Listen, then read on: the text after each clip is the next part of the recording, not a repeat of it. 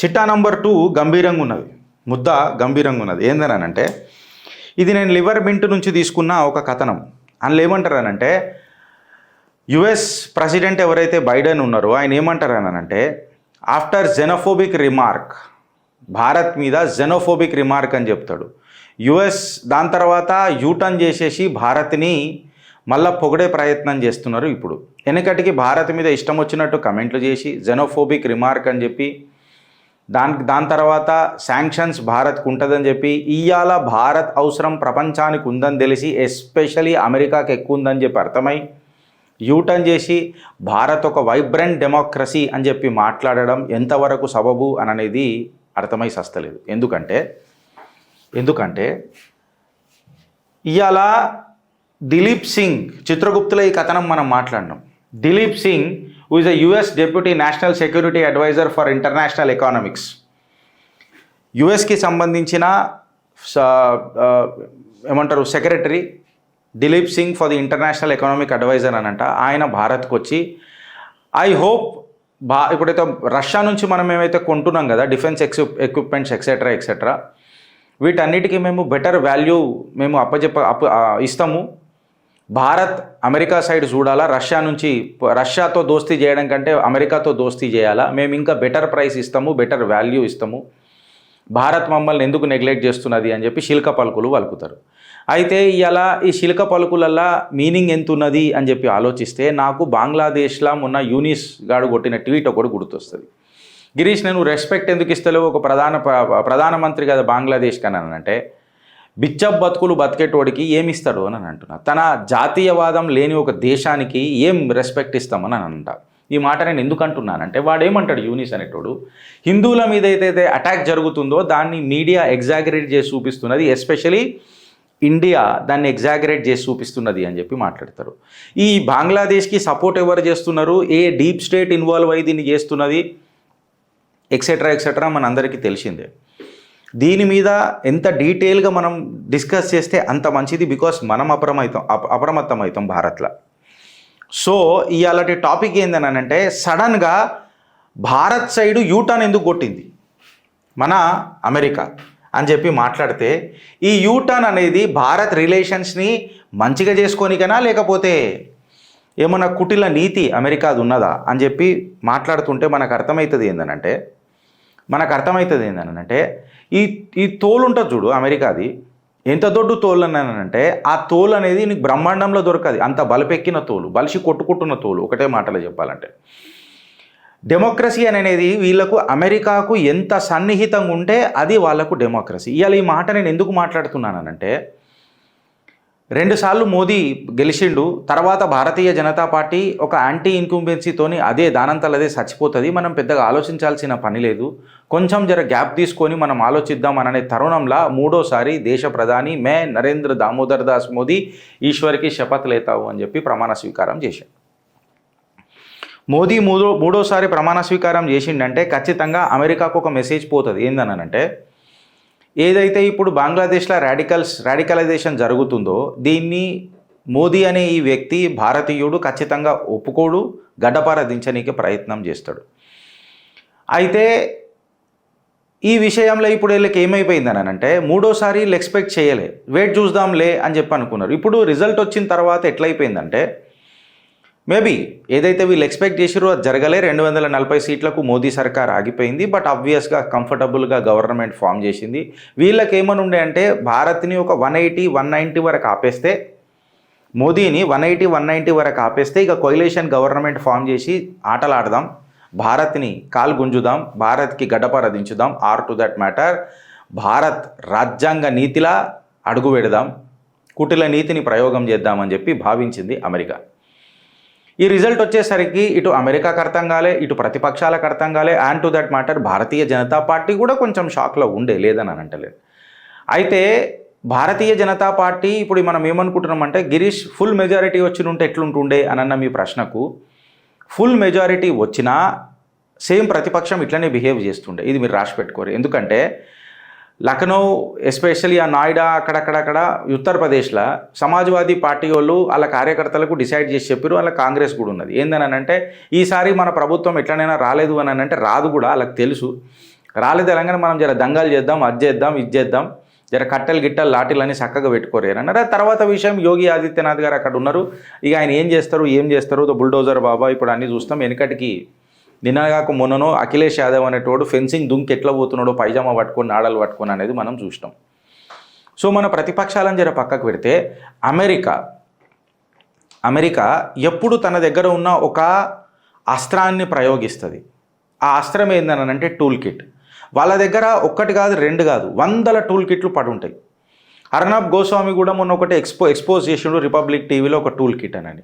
ఇప్పుడు ఈ tool kit గురించి మాట్లాడాలనంటే నేను డీటెయిల్గా చిన్నగా సంక్షిప్తంగా 2-3 నిమిషాలల్లో చిన్నది వీడియో అయినా కొంచెం క్లారిటీగా నేను కింద నెక్స్ట్ స్లైడ్లలో చెప్తా. వీళ్ళు ఏం చేస్తారనంటే రాహుల్ గాంధీ ఎక్సెట్రా వీళ్ళ పార్టీలు ఎవరైతే ఉన్నాయో భారత అఖండతాన్ని ఎవరైతే ప్రోత్సహించకుండా only and only minority appeasement అని పనిచేస్తాయో ఇట్లాంటి వాళ్ళు చుట్టుపక్కల తిరుగుకుంటా సంకల పెట్టుకుంటా ఆడడానికి ప్రయత్నం చేస్తాయి. గిరీష్, అమెరికాకి ఏం లాభం, భారత్ అమెరికా మాట వింటే ఏమవుతుంది అని చెప్పిన ఇంకో రెండో ప్రశ్నకు సమాధానం ఏంటంటే, అగర్ భారత్ అమెరికా మాట వింటే ఫర్ ఎగ్జాంపుల్ వాళ్ళు ఏం చెప్తారు, ఇవాళ మీకు నేను అమెరికాకు భారత్ బాగుపడాలన్నది ఏం ఉద్దేశం లేదు ఫ్రెండ్స్. వాళ్ళకి ఏందని అంటే ఎవడైనా మేము చెప్పినట్టు వినాలా, మా దగ్గరికైనా కొనాలా, మా పెత్తనం నడవాలా, వీళ్ళ డెమోక్రసీకే వీళ్ళు సపోర్ట్ చేయాలా, మా చెప్పు చేతలలో వీళ్ళు ఉండాలా అన్నదే వాళ్ళ తత్వం.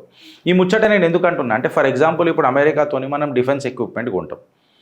అపాచీ హెలికాప్టర్లు మనకు 10 కావాలని చెప్పినాం, 4 ఇచ్చిండ్రు, ఇంకా 6కి ఇప్పటిదాకా దానికి ఊసులేదు కాసులేదు.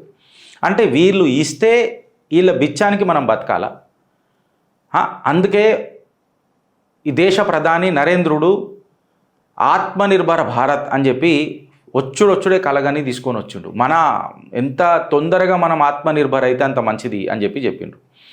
ఇక్కడనే కాదు, ఇప్పుడు వీళ్ళు టర్కీకి కూడా F-16లు సప్లై చేసి వెనకటికి ఈ అమెరికా F-16లు సప్లై చేసి ఇవాళ దానికి ఒక మోడర్నైజేషన్ వెపన్స్ దానికి పెట్టాలా, మిజైల్ పెట్టాలా, దాన్ని వెపనైజేషన్ చేయాలా, కొంచెం మాడిఫై చేయాలని అంటే ఆ టెక్నాలజీ వాళ్ళకి ఇస్తలేరు, అది అసలు కన్సిడరేషన్ కూడా ఇస్తలేరు అని అంటే వీళ్ళు ఇవాళ ఒక డిస్కౌంటెడ్ ప్రైస్కి మనకి ఇస్తారు. అంటే దీని ఒక ఎగ్జాంపుల్ ఎట్లుంటుంది అంటే ఫ్రెండ్స్, ఒక డిస్కౌంటెడ్ ప్రైస్కి మనకి ఇచ్చి తర్వాత ఎప్పుడైతే మనకు నిజంగా అవసరం ఉంటుందో అప్పుడు ఇచ్చుడు బంద్ చేస్తారు. ఇప్పుడు అపాచీ హెలికాప్టర్లది తీసుకోండి, 10 అడిగినాం కదా, అందులో 4 ఇచ్చారు కదా, మళ్ళీ ఇంకా 6 ఏమైనాయి.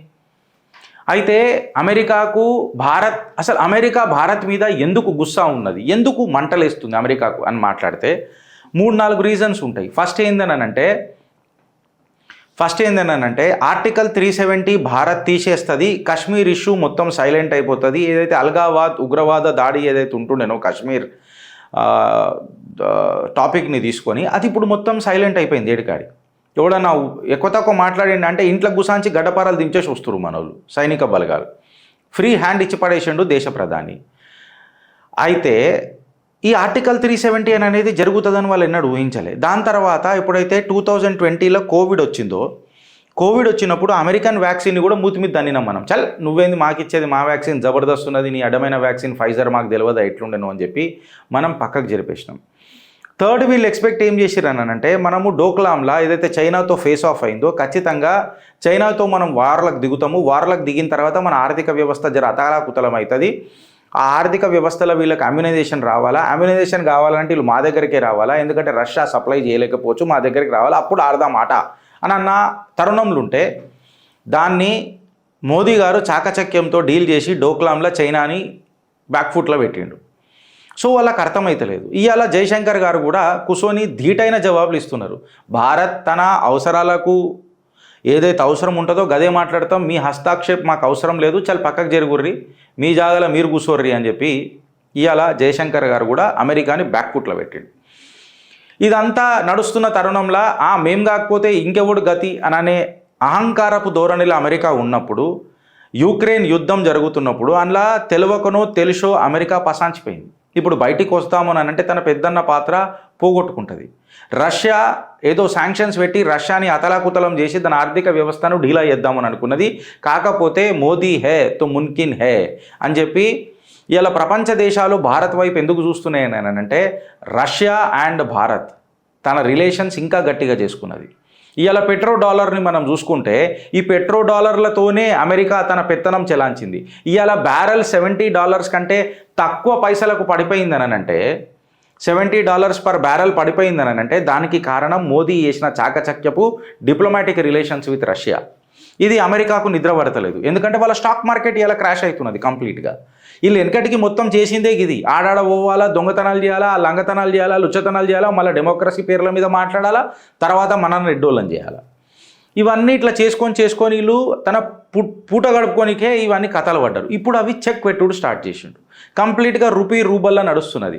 గిరీష్, ఇప్పుడు మనం ఏమవుతుంది అని అనుకుంటే, ఇప్పుడు నేను ఇంతకుముందు కూడా చెప్పిన F-16 ప్లేన్లలో టర్కీతో ఏం చేసిండ్రు అని. అది ఎందుకు చేసిండ్రు అని అంటే టర్కీకి అనిపించింది అది చేస్తుంది. ఇప్పుడు అలా మిజైల్ డిఫెన్స్ సిస్టమ్ ఏదైతే ఉన్నదో S-400 అని చెప్పి రష్యాది, అది అమెరికా కంటే బెహతర్ ఉన్నది.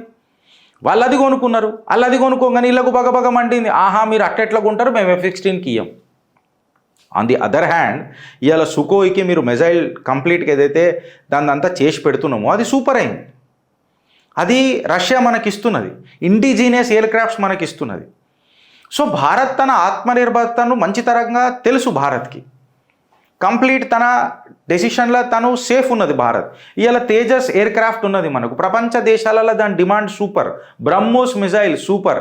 ఇవాళ చైనాను చెక్ పెట్టనీకే సౌత్ చైనా సీల ఎన్నో పొరుగు దేశాలు చైనా అగ్రెషన్ని తట్టుకోనికే కేవలం భారత్ మీద నిర్భరమై ఉన్నది. ఎస్పెషలీ మన పినాకా మిజైల్స్ తీసుకోండి, బ్రహ్మోస్ తీసుకోండి, అగ్ని తీసుకోండి, ఇవన్నీ ప్రపంచ దేశాలు భారత్ నుంచి కొంటున్నాయి. అండ్ మనం గర్వించాలా, గర్జించాలా, 88,000 కోట్ల డిఫెన్స్ ఎక్స్పోర్ట్స్ మనం చేసినామనంటే ఇది మామూలు మజాక్ కాదు, ఇది మామూలు మజాక్ కాదు. ఇప్పటిదాకా ఆయన ఎక్స్టర్నల్ థ్రెట్ నుంచి బాగా డీల్ చేసుకుంటూ వచ్చిండు. ఇప్పుడు బంగ్లాదేశ్కి చెక్ పెట్టి భారత్ని అతలాకుతలం చేద్దామని చెప్పి ప్రయత్నం నడుస్తున్నది. అంటే ఆడ ఇప్పుడు ఉస్తాద్ ముండలో ఎవరు ఉన్నారు, పోలీస్ కస్టడీలో చచ్చిపోయిండు నిన్న బంగ్లాదేశ్లో. UN ఏం మాట్లాడతలేదు, మళ్ళీ కాశ్మీర్ ఇష్యూ మీద మాట్లాడతారు ఫ్రెండ్స్, ఇది మీరు అర్థం చేసుకోండి. అదే ఇండియా భారతదేశంలో ఏదన్నా ఒక మైనారిటీ వాడికి ఏమన్నా అయిందనంటే లొల్లి మొత్తం. మళ్ళా హిందువుల ఊచకోత బంగ్లాదేశ్లో అవుతుంటే అమెరికా వాడు మాట్లాడాడు. ఇది ఏందనంటే ఒక ప్రెషర్ టాక్టిక్స్ చేద్దామని చూస్తున్నారు. అంటే బంగ్లాదేశ్లో హిందువులు ఏమన్నా అయిందని అంటే దాని ఫోటోలు బయటికి రిలీజ్ చేసి భారతీయులని ఉత్సాహపరిచే ఒక పెద్ద కుట్ర జరుగుతున్నది. ఉత్సాహం కాగానే మనం ప్రభుత్వాన్ని తిట్టుడు షురూ చేస్తాం. ఏం చేస్తున్నారు మీరు, ఏం కట్టలు కడుతున్నారు మీరు, ఏం చేస్తున్నారు మీరు, అక్కడ హిందువులు చచ్చిపోతున్నారు అని. అప్పుడు భారత్ సర్కార్ ప్రెషర్లకు వచ్చి ఏదన్నా ఒక స్టేట్మెంట్ ఇవ్వగానే వాళ్ళు ఇంకా నరకయాతన స్టార్ట్ చేస్తారు ఆడ. అయితే ఇక్కడ ఉన్నది భారత్ని ప్రేమించే ఒక భారతీయుడు రరే, ఒక ప్రధాని లెక్క. ఆ భారతీయుడు ఏం చేసిండంటే వాళ్ళ కరెంట్ కట్ చేసిండు, వాళ్ళకు డీజిల్ పైప్ లైన్ కట్ చేసిండు. ఇప్పుడు ఏవైతే గార్మెంట్ ఫ్యాక్టరీస్ బంగ్లాదేశ్లో పెట్టుకొని ఇంత పెద్ద ముక్కు పెట్టుకొని మాట్లాడతారు కదా, I think 35% of the GDP అల్లది ఈ గార్మెంట్ నుంచే వస్తుంది. If I'm not wrong I stand corrected with the metrics data. So ఇప్పుడు ఆ గార్మెంట్ ఇండస్ట్రీలో భారత్ ఏదైతే పెట్టుబడులు పెట్టిందో వెనకటికి ఇప్పుడు అవన్నీ ఉపసంహరించుకొని చెప్పి భారత్లోకి వచ్చేస్తున్నారు. They are withdrawing. So Bangladesh ఆర్థిక వ్యవస్థ అనేది అతలకుతలం అవుతున్నది. ఇప్పుడు అమెరికా ఏదైతే కలగన్నదో వెనకటికి తాలిబాన్ మీద పెట్టుబడి పెట్టి ఆఫ్ఘనిస్తాన్ నుంచి బ్యాక్అవుట్ అయిపోయింది, బ్యాక్ఫుట్లోకి వచ్చేసింది, అది మన అందరికీ తెలుసు. వాడుకున్నది ఆఫ్ఘనిస్తాన్ని రష్యాకి అగెయిన్స్ట్గా. అట్లనే ఇవాళ బంగ్లాదేశ్ని భారత్కి అగెయిన్స్ట్గా వాడుకోనికి ప్రయత్నం చేస్తున్నది. సో ఈ అంతా నడుస్తున్న తరుణంలో భారత్ ఏం చేస్తున్నది అని అంటే ప్రధానమంత్రి గారి మౌనం మీరు తక్కువ అంచనా వేయకుండ్రి. చెప్పిప్పుడైతే మంచి జబర్దస్త్ తుఫాన్ వస్తుందో సైలెన్స్ సన్నాటా ఛా జాతా హై. సాక్షాత్తు వినాయక చతుర్థి నాడు చెబుతున్న విఘ్నాలన్నీ దూరైతాయి. తాండవ్ హోగా యह भली भांति जानता है आपका प्रधान चौकीदार, భలీ భాంతి జాంతా హై. ఆయనకు తెలుసు తాండవ్ హోగా. మీకు మాటిస్తున్నా, డైరెక్టో ఇండైరెక్ట్గానో ఒక మెసేజ్ వచ్చింది, రక్షక బలగాలన్నీ అప్రమత్తం ఉండాలనంటే. ఇప్పుడు నాకే కోన్కిస్కా గొట్టం గిరీష్ అనేటోడికి ఇంత ఇన్ఫర్మేషన్ ఉంటే భారత్ సర్కార్ నడుపుతున్న వాళ్ళకి ఎంత ఉండాలా, రక్షక బలగాలకు ఎంత ఉండాలా, దేశాన్ని సరిహద్దులు కాపాడుకోవాలనంటే వాళ్ళకి ఎంత అది ఉండాలా, దేశభక్తి ఎంత ఉండాలా. ఇవాళ అణువు క్షణక్షణం అనుక్షణం భారతీయత చిలుకుతుంది భారతీయ జనతా పార్టీ కేంద్రంలో ఉన్నంత వరకు, ఎస్పెషలీ నరేంద్ర దామోదర్ దాస్ మోదీ ప్రధాని ఉన్నంత వరకు. తాండవ్ హోగా. వీళ్ళు తేజాస్ ఎయిర్ క్రాఫ్ట్ కూడా మీకు ఒక చిన్న ఎగ్జాంపుల్ చెప్తున్నా ఫ్రెండ్స్, చేసి నేను వేరే చిట్టాకు పోతా. తేజస్ ఎయిర్ క్రాఫ్ట్లో కూడా మనం యుఎస్ ఇంజన్స్ పెట్టినాం. సడన్గా ఒక ఇంజన్ మొన్న కొలాప్స్ అయింది. ఇది కూడా దేశ నరేంద్రుడు పరిగణనలోకి తీసుకుంటాడు. అజిత్ దోవల్ లాంటి నేషనల్ సెక్యూరిటీ అడ్వైజర్లు భారత్ వైపు గట్టిగా ఉన్నారు, భారత్ని ప్రేమిస్తూనే ఉన్నారు. మరణించినాక కూడా వాళ్ళు భారత్ వైపే చూస్తూనే ఉంటారు. వాళ్ళ ఆత్మ కూడా భారత్ చుట్టే తిరుగుతుంటుంది. అసుంటి భారతీయులకు జన్మనిచ్చింది మన భరతమాత. మాతలకు మాత సకల సంవత్సమేత అని అంటాం. సో ఈ ఇంజన్లు ఎందుకు ఫెయిల్ అయినాయి ఎక్సెట్రా దాని మీద అఫ్కోర్స్ నేను ఆఫ్ రికార్డ్ చెప్తున్నా. ఇది నాకేం సబూతులు లేవు, ఇది నా జస్ట్ ఒక రూమర్ అప్రహెన్షన్. ఇంజన్ అమెరికాకి ఏం తెచ్చినాం కాబట్టి ఎప్పుడు షట్ డౌన్ కావాలి ఇంజన్ మేబీ ఉంటాయొచ్చు కదా అట్లాంటి సాఫ్ట్వేర్స్, మేబీ అనుకుంటున్నాను నేను అట్లా. సో ఆత్మనిర్భర్ అని కలగన్నది మన ప్రధాని. ఇప్పుడు మనం చేయాల్సిందల్లా హౌస్లా బులంద్ రకనేక మన హౌస్లా గట్టిగా పెట్టుకుందాం, మన నమ్మకం గట్టిగా పెట్టుకుందాం. ఎస్, మన గోడకు మచ్చబడినప్పుడు మనం విమర్శిద్దాం, కాకపోతే భారతీయ జనతా పార్టీకి సమర్థిద్దాం. ఆ నరేంద్రుడి నాయకత్వానికి జై కొడదాం, ఆ నరేంద్రుడి పరిపాలనను సమర్థిద్దాం. ఆలోచిస్తారా లేక అనుభవిస్తారా? భారత్ మాతాకి జై. మీరు ఆలోచించురి ఫ్రెండ్స్ ఒకసారి.